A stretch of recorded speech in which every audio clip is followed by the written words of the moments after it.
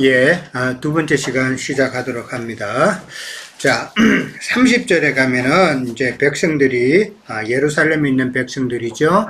예루살렘에 있는 백성들이 바울을 잡아서 성전 밖으로 끌고 나갔다 그랬어요. 그러고 나서 문들이 곧 닫혔다라고 그렇게 나옵니다. 여기서 문은 안뜰의 문이죠. 안뜰로 들어가는 문을 닫혀서, 그러면 지금은 바깥뜰로 나왔다는 이야기죠. 바깥뜰로 나왔는데, 이 바깥뜰은 예수님 당시에도 보면 예수님께서 성전에 들어가셨을 때에 그 바깥뜰에서 장사하는 자가 있었죠. 그때는 이제, 그러니까 그 바깥뜰이라는 곳은, 거기는 장사도 할 수 있고, 그 다음에 이방인과 유대인들이 다 섞여 지내는 그런 구간이고, 그 다음에 이제, 예수님께서 그때 장사치들을 다 쫓아냈죠. 그렇죠? 장사치들을 쫓아냈는데, 예수님께서는 왜 장사치들을 쫓아냈어요? 왜 예수님께서, 어떤 사람은 그런 말 하는 사람이 있어요. 아유, 성전에서 그 몇 푼 벌어가지고 먹고 살려고 그러는 그 소상인들을 갖다가 예수님께서는 그렇게 판을 다 뒤집어 엎으면서 그렇게, 우리가 생각하는 것처럼, 그렇게 그냥 다 난장판을 만드냐, 그렇게 오해할 수도 있죠. 예. 이거 성경을 배경을 갖다가 잘못 이해하면은, 예수님께서 아주 불쌍한 소상인들 장사하는 것까지 다 뒤집어서 그냥 엉망 만들었다, 그렇게, 볼 수가 있는데, 왜 예수님께서 그 상을 다 뒤집었어요? 이유는 장사하면 안 되는 사람이 장사를 했다는 거예요. 이 말은 진짜 소상공인들이 장사를 하는 게 아니라 그 장사를 누가 했다는 거예요. 그 성전을 지키는 자들, 제사장들과 바리새인들, 이제 서기관들, 이런 자들이 장사를 했다라는 것이에요. 그러니까 주인은, 지금 물주는 제사장들이고, 그러니까 물건 직접 매매하는 자들은 이제 그 사람들이 하수인들이겠죠. 그런 사람들이 지금 장사를 했다라는 거예요. 그러니까 장사하면 안 되는 그 제사장들이나 서기관들, 이런 사람들이 장사를 했기 때문이다라는 것이에요. 그러면서 그들의 그 장사하는 것은 성전을 통해서 자기네들이 이익을 얻으려고 했다라는 것이죠. 이익을 얻으려고. 그러니까 오늘날 성전 건물 지어놓고 이익을 얻으려고 하는 자가 누구예요? 똑같은 이치다라는 것이죠. 그러니까 신학교 나오면은 목사 돼가지고 신학교 나와서 목사 되고 하면 그 사람들이 제일 소원이 뭐예요? 빨리 자기 건물 지어가지고 빨리 교회를 이루는 것이죠. 왜 그래요? 많은 사람 모아가지고 결국은 많은 이익을 얻기 위한 그런 모습을 예수님께서는 다 알고 계시기 때문에 그것을 그렇게 실행했다라는 것이죠. 자, 그건 뭐 다른 말로 이제 그렇게 나가는데, 안뜰에서 바깥뜰로 이제 그렇게 쫓겨 나갔다 그랬어요. 31절에 가면 그들이 바울을 죽이려 할 때에 온 예루살렘이 요란하다는 소식이 들려가지고 천부장에게 들려가지고 천부장이 이제 백부장들을 데리고 왔다라고 그렇게 나와 있죠. 자, 왜 바울을 죽이려고 그래요? 왜 바울을 그렇게 죽이려고 했을까? 우리가 뭐 짐작은 가죠. 짐작은 가는데, 그러니까 바울이 이방인들에게 복음을 전하게 되면은 참 배 아픈 일이죠. 하나님 말씀은 자기들만 갖고 있는 말씀인데 이걸 갖다가 이방인에게 전하게 됨으로써 자기네들의, 유대인들의 어떻게 보면 그 우월감, 이런 것이 좀 훼손당하는 그런 생각을 가졌을 거라는 것이죠. 그러니까 이방인에게 복음을 전하는 것을 중단시켜가지고 그 유대인의 그 선민 사상이나 그 다음에 유대인의 그 우월함을, 이런 것을 자기네들이 지키고자 하는 그런 마음이었을 거다라는 것이죠. 자, 오늘 천부장이 나옵니다. 천부장은 말 그대로 1000명의 군사를 거느리는 자죠. 그러니까 상당히 큰, 높은 위치예요. 그러니까 이 23장 26절에 가면은 이 천부장의 이름이 나와요. 거기에는 글라우디오 루시아라라고 그렇게 이름이 나오는데, 예루살렘을 총괄하는 지휘관이었다. 그렇게 이해를 하시면 돼요. 그러니까 보통 천부장이라 그러면은 보병이 한 760명 정도로 그렇게 돼 있고, 그 다음에 마병이, 말 타고 다니는 병사 마병이 240 정도로 해서 1000명을 보통 채우는 그런 구조다라고 이해를 하시면 돼요. 32절에 가면 급히 군인들과 백부장을 거느리고 달려 내려왔다 그랬어요. 이건 소요가 일으키니까 급히 왔다 그랬어요. 이렇게 어떻게 보면 상당히 소요가 일어나는데, 군인들이, 그 많은 군인들, 그러니까 백부장들이라고 그랬으니까, 백부장은 100명의 군사를 거느리는 자들이잖아요. 그러니까 백부장들이니까 적어도 2명 이상 데리고 왔다는 거죠. 그러면 군사는 적어도 200명 이상 왔다는 그런 의미가 되겠죠. 그 많은 사람들이 이렇게 신속하게 움직일 수 있었던 것은 오순절 기간이기 때문에 이 로마 군사들도 경계태세에 임했다라는 것을 알 수가 있겠죠. 예. 그리고 급히 오지 않으면은, 이 소요 사태라는 거는 시간이 지나면 지날수록 더욱더 점점 커지죠. 예. 그런 특성이 있기 때문에 지금 한국에도 지금 불행히도 이렇게 참 소요 사태가 이제 생겼는데, 이게 지금 가면 갈수록 점점 커지잖아요. 처음에는 10만 명도 안 되다가 이제는 20만 명, 30만 명, 뭐 주최 예상으로는 100만 명까지 그렇게 모인다고 그러는데, 이 시간이 지나면 점점 불어난단 말이에요. 그러니까 빨리 와서 소요 사태를 일으키지 않으면 안 되는 상황이죠. 예, 그거를 이제 이해하면 돼요. 천부장이 33절에 가면 바울을 잡아서 두세 사슬로 결박했다 그랬어요. 아니, 세 사슬로 결박하면 됐지 왜 두세 사슬이에요? 이건 어떤 지금 행태를 말하는 거예요? 바울을 갖다가 잡아서 한쪽 팔에는 다른 사람하고 같이 묶었다는 이야기예요. 그 다음에 오른쪽에는 또 다른 군사하고 같이 세 사슬을 묶었다라는 거예요. 그러니까 도망가지 못하도록, 움직이지 못하도록 양손에 군사들이 좌우에 한 명씩 있고, 군사들의 손과 같이 바울을 결박을 했다라는 그런 의미로 이해를 하시면 돼요. 자, 결박하고, 누구며, 이자가 지금 누구며 무슨 일을 했는가라고 지금 유대인들에게 물었죠. 유대인들에게 물었어요. 자, 그런데 34절에 가면은 어떤 이는 이런 말로, 어떤 이는 저런 말로 소리치거늘 그랬습니다. 자, 이게 어떤 문자는 이런 말하고 어떤 자는 또 저런 말하고, 이거는 천부장이 예상치 못한 답변이에요. 어떤 문제가 있었기 때문에, 어떤 사건이 있었기 때문에 이런 일이 생겼으면은 천부장이 그것을 알고자 했으면 자기는 명쾌하게 그 답을 들을 줄로 알았는데, 이 말이 서로 다르다라는 것이죠. 천부장으로서는 참 예상치 못한 답변이죠. 교회도 그랬죠. 20절에도. 어디? 아니, 에베소 교회에서도 같은. 에베소도 교회, 그렇죠. 그러니까 이거는 많은 경우가 이랬어요. 네. 예수님도 그랬어요. 네. 마가복음 14장 55절에서 59절에 가면은 예수님이 이제 잡혀가는 내용이 나와요. 그리고 이제 총독 빌라도가 이제 질문을 해요. 그들에게. 이자가 무슨 죄를 지었느냐 그랬을 때, 그때도 유대인들이 서로 말이 일치하지 않았다라고 그랬단 말이에요. 예.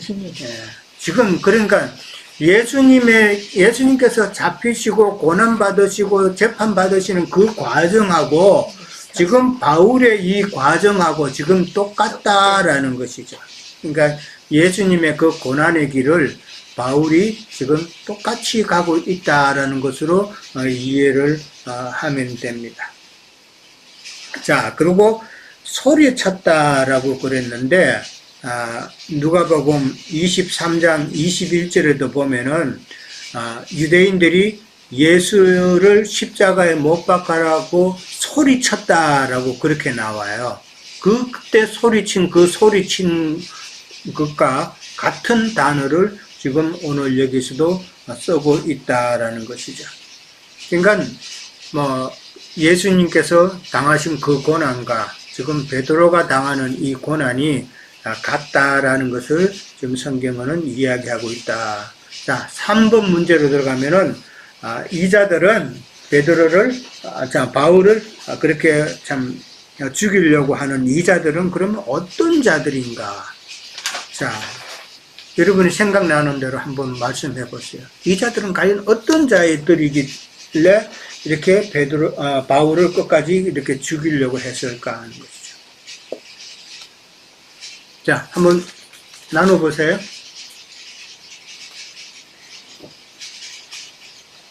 제가 조금 할까요? 예, 말씀하세요. 소리 좀 크게 하시고요. 소리를 어떻게 크게 해요? 예, 됐어요. 됐어요, 이제. 됐어요. 예. 저는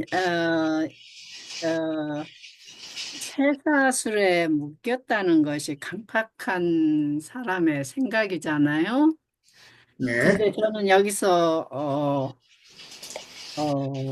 천부장과 백부장 또한 율법으로 말미암아 지금 바울을 붙잡아서 완전히 사로잡는 거잖아요. 그리고 여기서는 문들이 닫혔다는 거는 이제 형제님은 그 문들을 말씀하신 제가 보는 거는 이제는 예루살렘에 있던 바울과 같이 동행하는 형제들을 바깥으로 내쫓았다는 거는 더 이상 예루살렘에 안에 있는 자들은 구원이 없다는 걸로 또 나는 보고 조금 그런 면을 보는데 우리에게는 구원의 문이 있고 멸망의 문이 있잖아요. 그래서 바울 형제님은 천국을 세우는 구원을 이루는 문지기였고 유대인들은 바울 말을 안 들으면은 더 이상 구원이 없이 그래서 문이 닫혀졌다. 그래서 AD 70년 형제가 말한 것처럼 멸망이 결국은 올 것이다 하는 걸로 보는데 이 유대인들하고 이 천부장, 백부장들은 마귀에게 쓰임을 받는 하나님의 종들을 더 이상 천국 복음을 전하지 못하도록 결박하는 걸로 보는데 누가복음 잠깐 제가 읽어볼까요? 네. 누가복음 4장 1절에서 7절까지만 예수께서 성령의 충만함을 입어 요단강에서 돌아오사 광야에서 40일 동안 성령에게 이끌으시며 마귀에게 시험을 받으시더라. 이 모든 날에 아무것도 잡수시지 아니하시니 날수가 다함에 줄이신지라. 마귀가 이르되 내가 만일 하나님의 아들이거든 이 돌들에게 명하여 떡이 되게 하라. 예수께서 대답하시되 기록된 바 사람이 떡으로만 살 것이 아니니라 하였느니라. 마귀가 또 예수를 이끌고 올라가서 순식간에 천하만국을 보이며 이르되 이 모든 권위와 그 영광을 내가 내게 주리라. 이것을 내게 넘겨준 것이므로 내가 원하는 자에게 주노라. 그러므로 내가 만일 내게 절하면 다 내 것이 되리라. 그래서 여기서 보면은 하나님께서는 온 세상을 마귀에게 주신 거잖아요, 일당은. 그래서 율법 안에 있는 자들은 저주 안에 있는 자들이고 지금 여기서 바울을 대적하는 자들은 또한 천부장과 백부장은 로마의 왕에게 쓰임을 받는 완전히 영혼을 감옥에 갇히는 악한 영들인데 로마 임금은 우리가 보기에는 지금 권세 잡은 자예요. 계시록 13장에서는 바다에서 올라온 용이잖아요. 그래서 그 면으로 보면 이제 바울 형제님이 에, 에, 거기서 쇠사슬에 묶여서 예루살렘으로 가면은 아까 형제냐 준영님 말씀하시는 것처럼 자유가 없이 이제는 세상 임금에게 붙여져 가지고 그 대신 보호를 받으면서도 그 서신서를 읽게 하는 그 과정으로 연결이 되는 걸로 제가 조금 다 말씀하셨지만 조금 드려봅니다. 예, 예. 네. 자, 또 다른 분들은 그들은 어떤 자들일까? 글쎄요. 아니, 아까도, 말씀을 했지만, 이들은 예수님 당시에 때도 그렇고, 예수님을 잡아 죽이려고 했을 때도 그랬었고, 에베소에 갔을 때도 그렇고, 자기가 하는 일을 자기가 잘 알지 못하고, 그리고, 사실은, 바울에 대해서도 정확하게 알지 못하는 상황이라고 아까 그랬잖아요. 아시아에 있는 사람들은 알지만, 유대에 있는 사람들은 진짜 바울이 어떤 자라는 것도 정확하게 알지 못하는 이런 상황에서 어떤 군중 심리, 도 있지만, 그 강경한 유대파, 그러니까 율법에 사로잡힌 자들이, 그러니까 무조건 저 사람은 죽여야 된다는 이런 맹목적인 그런 것들이 음, 어디에서 볼 수 있냐 하면은, 여기 뒤에 보면은 이제 바울이 결국은 로마 시민권이 있다는 걸 통해 가지고 백부장, 천부장을 그 인솔로 하나 인해 가지고 이게 이제 로마 황제는 아니지, 어디지? 청소. 가이사라, 그 벨렉스 그 총독한테 가서 변명하는 말이 있어요. 근데 뒤에 읽어봤는데 24절에 가면은 여기 너무 자세히 돼 있더라고. 그러니까 이제 그 사람 앞에서 이제 이게 바울이 변명을 하는 거예요. 그러니까 이제 벨렉스 총독 앞에서 당신이 아실 수 있는 바와 같이 내가 예루살렘으로 예배하러 올라간 지 여기는 보니까 열 이틀, 그러니까 12일밖에 안 되었고, 그들은 내가 성전에서 누구와 변론하는 것이나 회당 또는 시중에서 무리를 하게 하는 것을 보지 못하였고, 이제 나를 고발하는 모든 일에 대하여 당신이 능히 당신 앞에 내세울 곳이 없나이다. 이제 이렇게 얘기했거든요. 그리고 그러나 이것을 당신께 고백하나이다. 나는 그들이 이단이라고 하는 도에 따라 조상 하나님에 대해서 이렇게 섬기고 율법과 선지자의 글에 기록된 것을 다 믿으며 그들이 기다리는 바 하나님께 향한 소망을 나도 가졌으며 곧 의인과 악인의 부활이 있으리라 함이니이다. 이것으로 말미암아 나도 하나님과 사람에 대하여 항상 양심의 끄리낌이 얻기를 힘쓰나이다. 이렇게 말씀하시면서 여러 해 만에 내가 내 민족, 그러니까 이때 그죠. 그러니까 여러 해 만에 내가 내 민족을 구제할 것과 재물을 가지고 드리는 중에 내가 결례를 행하였고 모임도 없고 소동도 없이 성전에 있는 것을 그들이 보았나이다. 그러니까 그렇게 소동도 안 했고 또 모임을 어떤 일도 하지 않았는데, 근데 아시아로부터 온 어떤 유대인들이 있었으니 그들이 만일 나를 반대할 사건이 있으면 마땅히 당신 앞에서 와서 고발하였을 것인데, 이게 정당하게 하지도 않고, 그렇지 않으면 이 사람들이 내가 공회 앞에 섰을 때에 무슨 옳지 않은 것을 보았는지 말하라 하소서. 이렇게 이제 벨렉스 총독 앞에서 이렇게 자신있게 얘기를 하는 말이 이렇게 있거든요. 예, 그러니까 이런 거를 봤을 때에 이 에루살렘에 있는 백성들도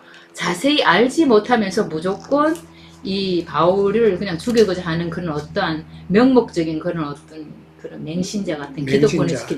기득권을 지키고자 하는 그런 예. 사람들이었다는 것이 또, 뒤에 보여지고 있어요. 예.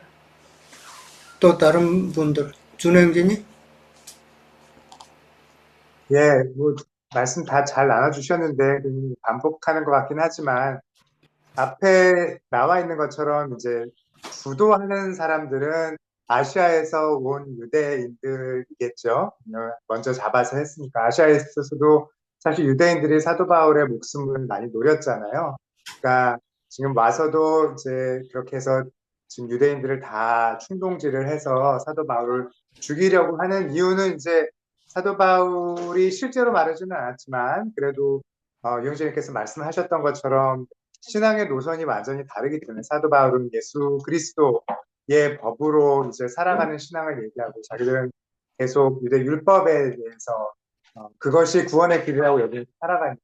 근데 마치 가인이 아벨을 죽였던 것처럼 이들도 그러니까 가인의 후예로서 유대인들도 그래서 사도 바울을 자기가 생각하는 옳은 구원의 길, 내가 열심히 노력해서 얻을 수 율법을 지킴으로써 얻는 구원의 길이 아닌 그리스도 예수를 통해서 얻는 구원을 인정하지 않기 때문에 예수님께서 이제 요한복음에서 말씀하셨던 거랑 같은 거죠. 이 사람들은 사실은 자기가 생각하기로는 하나님을 이것이 하나님을 섬기는 예라고 생각을 해서 그렇게 사실은 그리스도 예수와 아버지를 알지 못하는 사람들이기 때문에 사도 바울을 죽인다라고 생각을 할 수 있겠습니다. 예. 예, 예, 예, 맞아요. 다 이제 뭐 어느 정도 짐작은 다 하는데 결국은 이 자들은 특징이 지금 이 상황을 보면은 진실 확인을 전혀 안 하는 거죠. 진실에 대한 확인 절차도 없이 무법하게 자기들의 감정에 이끌려 가지고 참 동조하는 그런 자들이다라는 것이죠.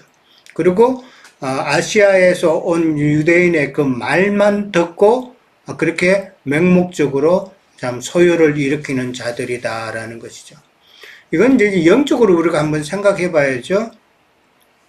아시아에서 온 그 사람, 그 유대인들의 말만 믿고 맹신해 가지고 이렇게 휩쓸리고 이렇게 한다는 것은 오늘날 세상 교회의 그 목회자들이 그 설교에 그냥 따라서 그걸 맹신해서 참 진리를 모르고 신앙생활하는 그런 세상 교계의 사람들의 모습을 볼 수 있지 않나라는 것이죠. 실제로 그런 경우를 우리가 또 그렇게 해왔고, 그런데 여기서는 그만큼 누구의 말을 믿느냐가 참 중요하다는 걸 우리는 다시 한번 깨달아야 된다. 그러니까 누구의 가르침이냐, 그러니까 어떤 말씀을 듣느냐, 어떤 신앙생활을 하느냐가 정말 중요하다.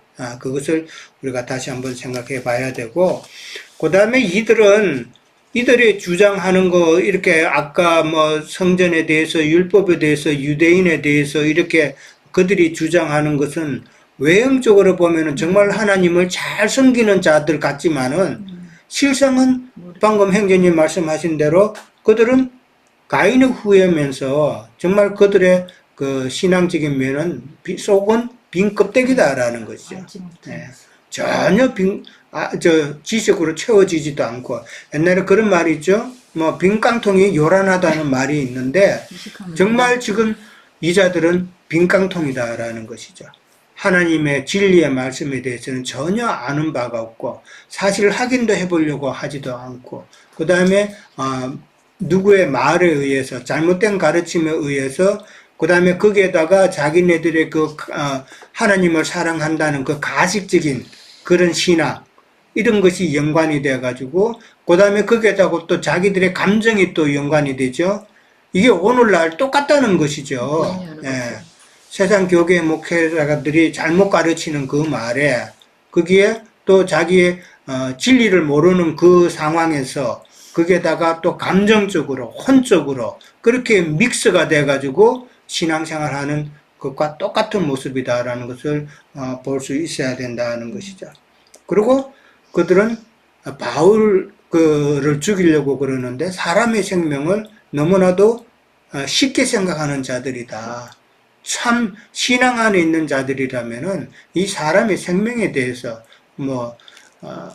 그렇게 함부로 할 수는 없다라는 것이죠. 그리고 이들이 보면은 나중에 또 나오지만은 끝까지 바울을 죽이려고 하는 모습을 보잖아요. 결단했어요. 예.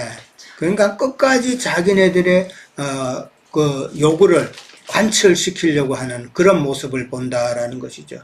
이거는 예수님 때도 똑같았었죠. 예수님 때도 이렇게 끌려갈 때에 계속 끝까지 따라다니면서 십자가에 못 박으소서, 십자가에 못 박으소서 계속 부르짖는 그들의 모습과 똑같다라는 것이죠. 그러니까 예수님뿐만 아니라 선지자들도 그런 고난을 당했고 참 많은 곤욕을 치렀죠. 스데반도 예. 그렇게 죽었고. 그러니까 지금 바울의 이 모습은 예수님의 그 모습과 너무나도 많이 겹쳐지는 그런 모습을 우리가 볼 수 있다. 그랬어요. 자, 그 다음에 이제 35절, 36절에 가면은 바울이 지금 어떤 상태로 가요? 바울이? 바울이 청대에 이를 때에 무리의 폭행으로 말미암아 군사들에게 들려갔다 그랬어요. 예. 이 들려갔다는 말은 어떤 표현이에요? 왜 군사들이 이렇게 들고 갔을까? 또 막, 36절에 그 답이 있죠? 죽이려고. 군중들이 떼거지로 그를 몰렸어요. 없이 하고자 외치며 따라갔다 그랬어요. 그러니까 군중들이 손이 닿지 않기 위해서 병사들이 바울을 갖다가 손으로 들고 그렇게 갔다라는 표현이 되겠죠. 근데 실제로 바울이 그 기록에 보면은 체구가 상당히 왜소했대요. 그렇게 뭐 듬직한 그런 사람도 아니고 체구도 왜소하고 깡마른 사람이었기 때문에 참 군사들이 그 무리들이 손이 닿지 못하도록 그렇게 해서 들고 갔다라고 생각해 볼 수가 있는 것이죠. 자, 이제 37절에 가면은 바울을 데리고 영내로 이제 들어간다. 그 영내라는 거는 그 군사들의 영내죠. 군대 그 진영 안으로 이제 데리고 들어가는데, 자, 바울이 천부장에게 부탁을 하죠. 뭔 말을 해요? 내가 당신에게 말할 수 있느냐. 그러니까 내가 뭐 좀 부탁을 해도 되느냐라고 그렇게 말을 한 거죠. 그러니까 바울은 천부장에게 어떤 예의를 갖추고 지금 그렇게 했다라는 것이죠. 근데 천부장이 뭐라 그래요? 네가 헬라 말을 아느냐라고 그렇게 말을 해요. 헬라 말을 아느냐라고 이렇게 말을 한다는 것은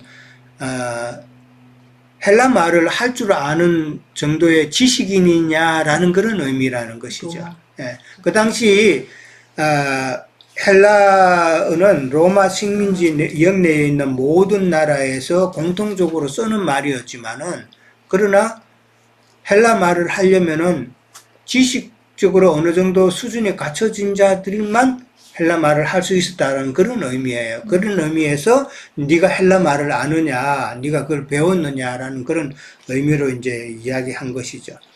그러면서 하는 말이 38절에는 뭐라고 나와요? 잘못 알고 있어.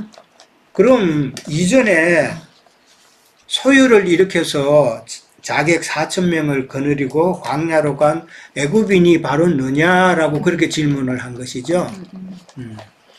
왜 이 질문을 그렇게 하게 돼요? 왜 이 질문을 해요?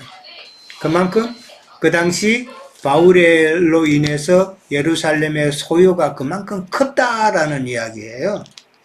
그만큼 소요가 컸기 때문에 지금 이 천부장은 몇 년 전에 있었던, 그게 정확하게 AD 뭐 54, 5년경이라 그래요. 그때 한 사건이 있었는데 무슨 사건이 있었냐면은 애굽인, 그러니까 이집트 사람이죠. 이집트 어떤 사람이 예루살렘에서 많은 사람을 끌어모아서 자기를 따르는 많은 사람들과 함께 예루살렘에서 난을 일으켰다라는 것이죠.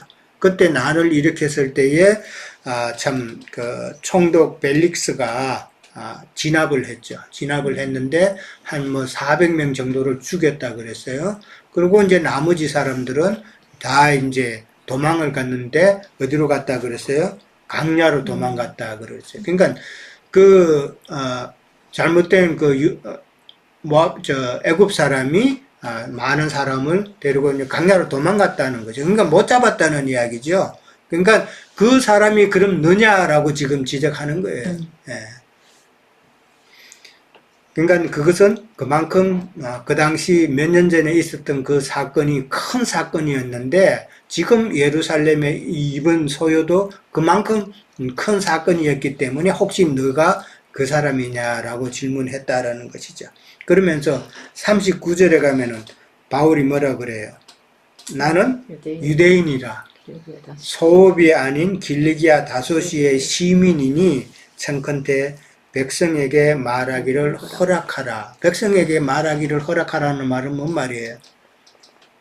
백성에게 내가 변명할 것. 변명할 것. 예. 그 다음에 혹은 복음을 전할 수 있는 기회를 예. 달라고 그렇게 이야기하는 것이죠. 그러면서 바울은 자기 자신을 갖다가 지금 소읍이 아닌 길리기아 다소시의 시민이다라고 그렇게 말을 합니다. 이 말을 한 배경에는 무슨 의미가 있을까? 왜 바울이 이 말을 했을까?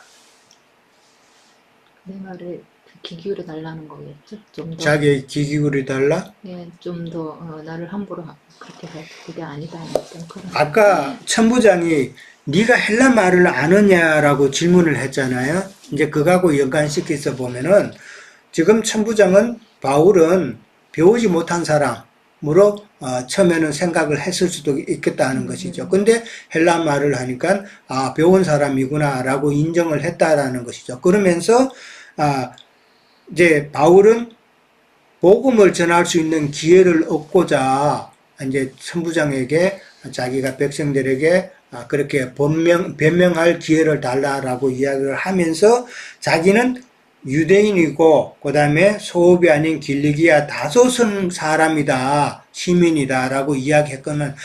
그 다소라는 곳은 소읍이 아닌 큰 도시라는 이야기죠. 큰 도시고 그 도시는 교육의 도시였다라는 것이죠. 상당히 수준 높은 그런 도시였다. 오늘날 미국 같은 데도 지금 동부에 가면은 좋은 대학들이 많이 있죠.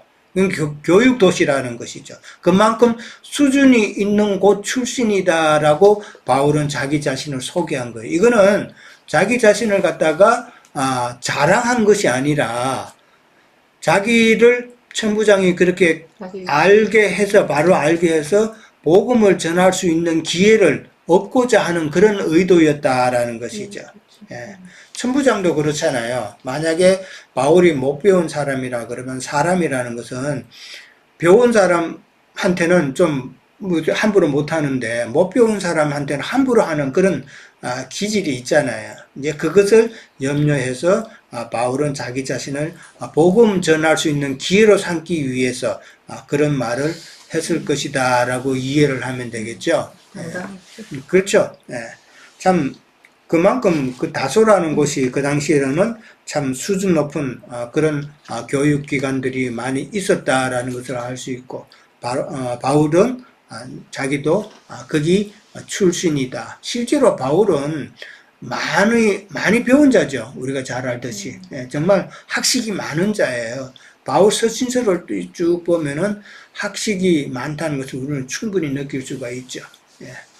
그 다음에 이제 천부장이 이제 허락을 합니다. 40절에 가면 천부장이 허락하면서 바울이 청대 위에 올라서서 백성들에게 손짓하여서 조용히 한 후에 히브리 말로 말했다 그랬어요.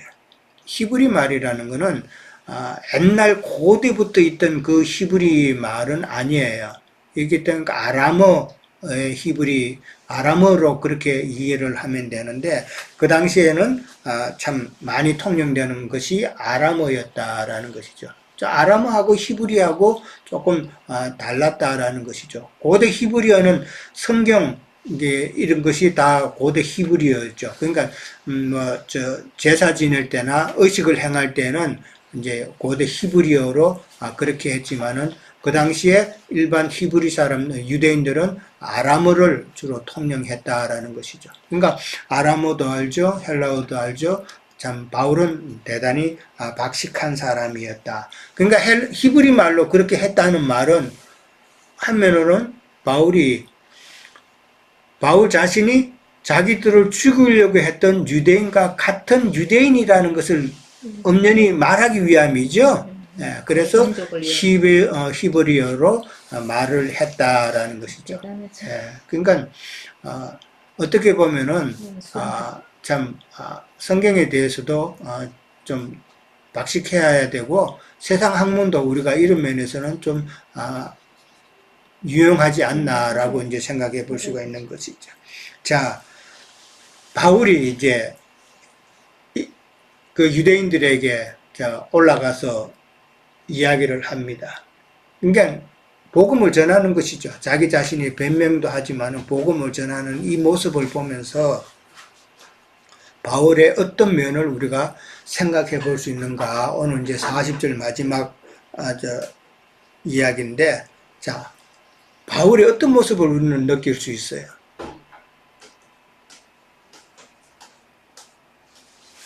바울의 어떤 모습? 이거 느낀 게 없으세요? 예. 그 로마서 9장에서 보면은 내가 죽을지라도 내 백성을 사랑함으로 구원하기를 원한다 하신 예, 말씀대로 예. 그 자기 동족을 위해서도 구원하는 마음, 그 사랑의 마음, 자기가 그리스도에게 받은 사랑, 용서받은 것을 기억함으로 그 자기 백성들을 그렇게 주님께 나오기를 원하는 마음이 간절했던 것 같아요. 자기 동족을 사랑하는 마음, 그걸 느낄 수 있죠. 예. 그 다음에 또, 지금 상황이 상당히 어려운 상태잖아요. 굉장한 고난 예. 속에서도 그 큰 기회를 소란이 일어났고, 지금 자기를 죽이려고 하는 이런 어려운 상황인데도 참 바울은 천부장을 만나서 부탁하는 그 말은 어떻게 하면은 유대인들에게 복음을 전할 기회를 얻을까? 그거 지금 그것만 지금 생각하고 있는 거잖아요. 예, 어떻게 하면은 복음 전할 수 있는 그 찬스를 가질 수 있을까? 그러한 모습을 좀 생각해 볼 수가 있죠. 참 복음 전도자로서의 참 바른 그런 모습이다라는 것을 볼 수가 있고, 그리고 바울이 그런 상황에서도 당장이 증거할 수 있는, 그러니까 복음에 대해서는 바울은 조금 더 부끄러움이 없었다라는 것이죠.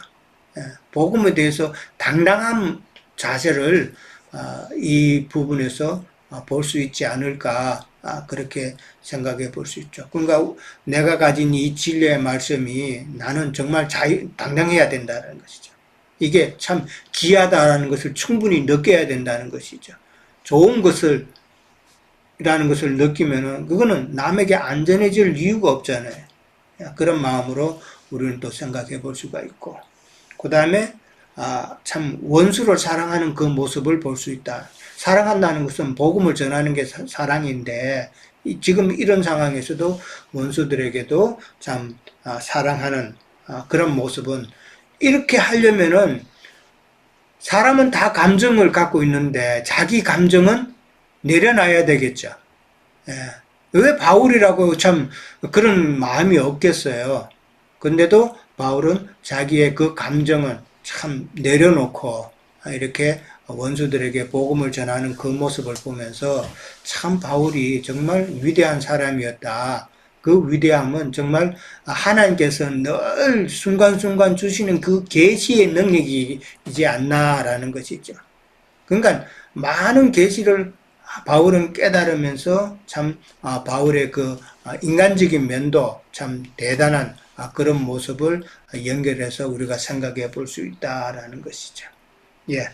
자, 오늘은 이제 여기까지 하고, 이제 다음 22장에는 이제 바울이 변명하고 복음을 전하는 내용이 나옵니다. 자, 오늘은 그냥 일단 여기까지 하고요. 뭐 또 시간이 되었으니까